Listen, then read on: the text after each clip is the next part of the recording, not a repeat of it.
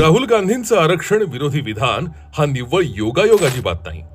आरक्षण आणि काँग्रेसचं जन्मापासूनचं वावड आहे. डॉक्टर बाबासाहेब आंबेडकर उगाच म्हणायचे नाही की काँग्रेस हे जळतं घर आहे. काँग्रेस आणि गांधीनं अस्पृश्यांसाठी काय केलं या आपल्या पुस्तकात बाबासाहेबांनी काँग्रेसच्या दलित विरोधी मानसिकतेचा पर्दाफाश केलाय. संविधानाच्या कलम क्रमांक 340 मध्ये ओबीसींसाठी आरक्षण अंतर्भूत होतं. मंडल आयोग स्थापन झाला 1979 ला. आरक्षण द्यायला 1992 साल का उजाडलं? ते आरक्षण देखील एका गैर काँग्रेसी सरकारनं दिलं. मग इतकी वर्ष सत्तेत असताना काँग्रेस काय करत होती? यांचं संविधान प्रेम बेगडी आहे. हे म्हणतात संविधानाला हात लावला तर आम्ही हे करू ते करू, पण काँग्रेसनं संविधानाला हात न लावताच त्याला संपवण्याचं काम केलंय.